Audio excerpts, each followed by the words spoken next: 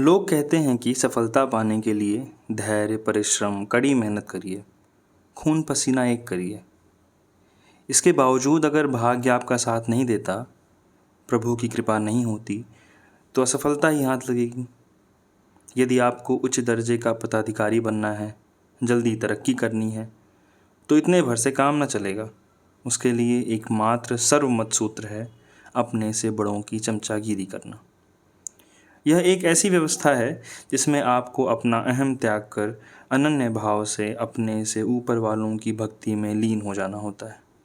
देर सवेरे उनकी कृपा ज़रूर होती है। नमस्कार, spirit of imbibe YouTube channel पर आपका बहुत स्वागत है। मेरा नाम है राज भरद्वाज। मैं आपके सामने निठल्ले की डायरी का अगला अंक लेकर हाजिर हूँ। आइए शुरू करते हैं। चमचे की दिल्ली यात्रा। चमचा यानी स्टूज हर बड़े आदमी का कम से कम एक होता है। जिनकी हैसियत अच्छी है वे एक से ज़्यादा चमचे रखते हैं। सारे फरिश्ते भगवान के चमचे हैं। शैतान ने भगवान का चमचा बनने से इनकार किया तो उसे स्वर्ग से निकाल दिया गया, जैसे गैर चमचे को चुनाव टिकट नहीं दिया जाता। एंथनी ईडन चर्चिल के चमचे थे। बॉसवेल डॉक्टर जॉनसन का चमचा था। राष्ट्रपति लिंडन जॉनसन का चमचा जेनकिंस था, जो चुनाव के कुछ दिन पहले यौन अपराध में पकड़ा गया था। अरे यहाँ तक तो गांधी जी तक के चमचे थे। सबसे ज़्यादा चमचे राजनीति के क्षेत्र में नेताओं के होते हैं। इतिहास साक्षी है कि दुनिया में जितनी उथल पुथल हुई है वह महापुरुषों के कारण नहीं बल्कि उनके चमचों के कारण हुई है। जब भी चमचे ने अपनी अक्ल से कुछ भी किया है तभी उपद्रव हुए हैं। इसलिए हर बड़ा आदमी विश्व हित में इस बात की सावधानी बरतता है कि उसका चमचा कभी भी अपनी अक्ल का प्रयोग न करे। मेरा अंदाज है इस समय देश में राजनीति के क्षेत्र में लगभग 5,000 चमचे काम कर रहे हैं। ये प्रधान चमचे हैं। फिर इनके स्थानीय स्तर के उप चमचे और अतिरिक्त चमचे होते हैं। ये सब हीनता, मुफ्तखोरी, लाभ और कुछ वफादारी की डोर से अपने नेता से बंधे होते हैं। इनमें गजब की अनुशासन भावना होती। अगर किसी उपचमचे को जनपद की सीट का टिकट चाहिए तो वह सीधा नेता के पास नहीं जाएगा, वह प्रधान चमचे से कहेगा और प्रधान चमचा नेता से बात करके उसका काम कराएगा। इस तरह नेता का दुनिया से संपर्क सिर्फ चमचे के मार्फत होता है और कुछ दिनों में उसका यह विश्वास हो जाता है कि इस विशाल दुनिया में मेरे चमचों के सिवा कोई और नहीं रहता। अपनी दुनिया को इस तरह छोटा करके जीने का सुख नेता कुछ साल भोगता है और फिर उसी नाव पर इस सुख का बोझ इतना हो जाता है कि नाव नेता को लेकर डूब जाती है। चमचे तैरकर किनारे लग जाते हैं और दूसरे नेता के चमचे हो जाते हैं। उसके डूबने तक वे उस नेता के चमचे बने रहते हैं। नेता मरता रहता है, चमचे अमर होते हैं। चमचा ज्यों-ज्यों परिपक्व होता जाता है त्यों-त्यों नेता बनता जाता है। उसके अपने उपचमचे तरक्की पाकर चमचे हो जाते हैं और उसकी नाव डुबाकर खुद किनारे लग जाते हैं। कुछ चमचे जीवन भर सिर्फ चमचा बने रहने का व्रत पालते हैं और 2500 नेताओं को डुबाने का पुण्य प्राप्त करते हैं।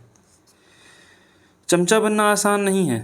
एक अच्छे चमचे का निर्माण कई सालों में होता है। भारतीय प्रजातंत्र का यह सौभाग्य है कि यहाँ स्वतंत्रता के बाद बहुत जल्दी काफ़ी संख्या में चमचे बन गए हैं। इसका कारण यह है कि चमचों का निर्माण स्वतंत्रता संग्राम के ज़माने में ही शुरू हो गया था। उस दौर में नेता लोग भावी चमचों को जेल भेजने की कोशिश करते थे। आंदोलनों में जब ऐसा लगता कि इस बार सरकार सख्ती कम करेगी, जेल कम दिनों की होगी और वहाँ आराम भी रहेगा, तब हर नेता अपने ज़्यादा से ज़्यादा चमचों को जेल भेजने की कोशिश करता था। तब जेल जाने के लिए वैसी ही होड़ होती थी जैसी अब चुनाव टिकट के लिए होती है। जब भारत स्वतंत्र हुआ और प्रजातंत्र आया तो हर नेता को अपने शिक्षित और अर्धनिर्मित चमचे मिल गए। इससे भारतीय प्रजातंत्र में एकदम स्थायित्व आ गया। एशिया और अफ्रीका के नए स्वतंत्र जिन देशों में आज़ादी की लड़ाई के दौर में चमचों का निर्माण इस तरह नहीं हुआ था, वहाँ प्रजातंत्र नहीं टिक सका। चाहे साम्राज्यवाद हो चाहे प्रजातंत्र, दोनों चमचों की बुनियाद पर खड़े रहते हैं। चमचा बड़ी तरकीब से यह बात फैलाता है कि नेता का वह विश्वास पात्र है, उनका आत्मीय है और वे उसकी बात कभी नहीं टालते। वह उनके साथ जगह जगह दिखता है, उनका बस्ता रखे रहता है, ठीक पीछे मुस्कुराता खड़ा रहता है। नेता के गले में माला पड़ती है तो चमचा गदगद होता है, नेता आगे बढ़ता है तो चमचा रास्ता बनाकर जाता है। वह सफ़र में उनके साथ होता है, मंच में पीछे बैठा मुग्ध होता रहता है, ड्राइंग रूम में बैठा दिखता है और रसोई घर में भी घुस जाता है। लोग उसे देखते हैं और लाभ उठाने वाले समझ जाते हैं कि इसी की मार्फत काम हो सकता है। चमचे की कीमत समाज में बढ़ जाती है। उसे लोग चाय पिलाते हैं, पान खिलाते हैं और भैया साहब के गुणगान करते हैं। वह कहना नहीं भूलता कि भैया साहब मुझसे पूछे बिना कुछ नहीं करते। किसी भी क्षेत्र के लिए एक ऐतिहासिक क्षण होता है जब चमचा कहता है, राजधानी जाना है, भैया साहब ने बुलाया है। सारे इलाके में हलचल मच जाती है। 2-4 दुकानों पर बैठकर और 2-4 जगह चाय पीकर चमचा प्रचार कर देगा कि भैया साहब का काम उसके बिना नहीं चल सकता। इतना करके वह 1-2 दिन घर बैठ जाता है। उसके पास काम कराने वाले आने लगते हैं। अरे कब जा रहे हो दिल्ली? बस आज या कल। चला तो कल ही जाता, पर आज एक मीटिंग थी। तो भैया इस बार किसी तरह हमारा काम हो ही जाएगा ना? देखो बहुत दिन हो गए। हाँ हाँ, इस बार तो हो ही जाएगा। वह तो पिछली बार ही हो जाता, पर सेक्रेटरी बाहर था। इस बार तो भैया साहब मिनिस्ट्री का हाथ पकड़वा कर करवा देंगे। उप चमचे अपने काम में जुट जाते हैं और लोगों को चमचे के पास लाते जाते हैं। चमचा सबको विश्वास दिलाता है कि अगर यह सही है कि पृथ्वी घूम रही है तो वह निश्चित ही अपने भैया साहब के आसपास घूम रही है। फिर वह सहज ही कह देता है, राजधानी में रहने खाने का तो सुविधा है, भैया साहब के घर हो जाता है, पर साले दफ्तर बड़ी दूर दूर हैं, टैक्सी में बहुत पैसा लग जाता है। इस इशारे को काम कराने वाले समझ जाते हैं और उसे कुछ रुपए टैक्सी के लिए भी दे देते हैं। चमचा बहुत देर से काम ले लेता है, बहुत सारे काम। किसी का परमिट लाना है, किसी को नगर पालिका में भेजना है, किसी पर से मुकदमा उठवाना है, किसी के हर जाने का मामला तय करना है, किसी का चुनाव टिकट पक्का करना है। भैया साहब के लिए वह विरोधी गुट की कुछ कमज़ोरियाँ, कुछ षड्यंत्र और कुछ फूट की कथाएं रख लेता है। इस तरह लैस होकर चमचा रेलगाड़ी में बैठ जाता है। भैया साहब के घर में चमचा बड़े हल्ले के साथ पाँव पटकते हुए घुसता है। इसका कारण यह है कि वह जानता है इस घर में मेरे आने का हक कोई नहीं मानता। आम चमचों के नेता के घर के लोग और नौकर नफरत करते हैं। वह चमचा हज़ारों में एक होता है, जिसे नेता भी चाहे, उनका परिवार भी और नौकर भी। चमचा इस बात को जानता है, इसलिए अपने मन को मजबूत करने के लिए और सबको यह बताने के लिए कि यहाँ मैं घर का आदमी समझा जाता हूँ, पाँव पटक कर घर में घुसता है। नौकर मुंह फेर कर हंसता है और फिर नाराज़गी से उसे देखता है। नेता की पत्नी कहती है, लो वह फिर आ गया। चमचा ज़बरदस्ती अपने को घर में जमा लेता है। नेता ने उसे बुलाया नहीं है, पर वह आ गया है तो उन्हें ऐतराज़ भी नहीं। अब चमचा अपना काम शुरू कर देता है। वह बातें करता जाता है, कभी नेता उसकी तरफ देख लेते हैं, कभी कोई सवाल कर देते हैं, मगर वे लगभग मौन सुनते जाते हैं। वे बैठक में हैं तो चमचा वहाँ बात कर रहा है, वे बरामदे में आ गए तो चमचा वहाँ आकर बात करने लगा, वे बाथरूम में गए तो चमचा बाहर खड़ा खड़ा बोल रहा है। पखाने से तो वे संस्कारों के कारण नहीं बोलते, पर नहाते हुए उसकी बात पर कभी हूँ कर देते हैं।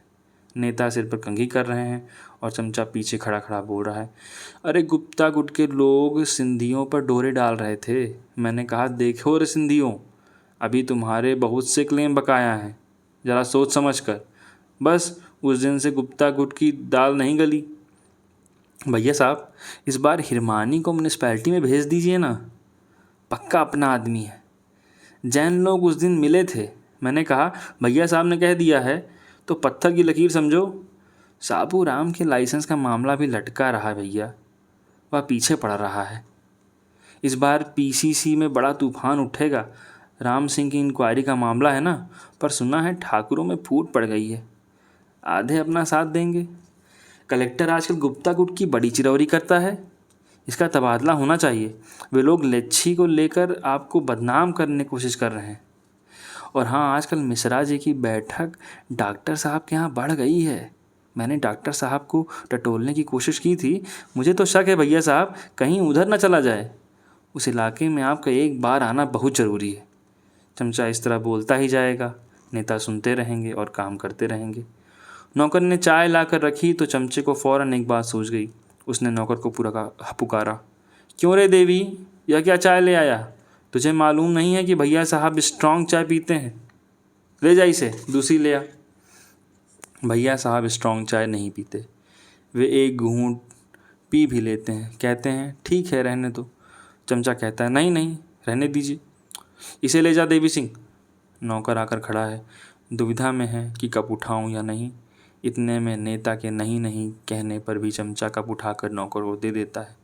तेरे अकल नहीं है, अच्छी चाय बना कर ला। चमचे की ओवर एक्टिंग से सब स्तब्ध हैं, नेता की पत्नी, बच्चे और नौकर। भैया साहब सिर नीचा करके बर्दाश्त कर लेते हैं। चमचा पालना बड़े धैर्य का काम है। 3-4 दिन वहाँ रहकर चमचा नेता से रेल किराया लेकर गाड़ी में बैठ जाता है। उसकी जेब में सभी के लिए आशा और आश्वासन भरे होते हैं। बहुत शुक्रिया। आज इसको पढ़ करके पता नहीं क्यों मेरे मन में चमचों के लिए एक इज़्ज़त जग गई। आप भी बताइएगा आपके मन में कैसे ख्याल आए। आपको किसी चमचे की याद आई होगी, किसी ने शायद आपकी चमचागिरी करी होगी या आपने किसी की करी होगी। सबके जीवन में ऐसा होता है, ये कोई बहुत बड़ी बात नहीं। बहुत शुक्रिया आपका। अगर आप हमारे साथ अंत तक बने रहे, इस चैनल को सब्सक्राइब करिए और लोगों तक पहुंचाइए। बहुत बहुत धन्यवाद। जय हिंद।